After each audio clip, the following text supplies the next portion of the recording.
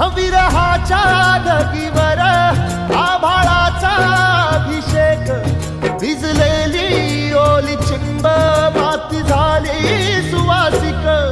विरहाच्या ढगीवर आभाळाचा अभिषेक, भिजलेली ओली चिंब माती झाली सुवासिक.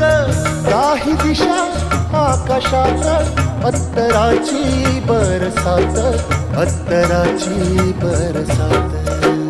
काही दिशा आकाशात अत्तराची बरसात, आसमंत सारा धुंद झाला ग.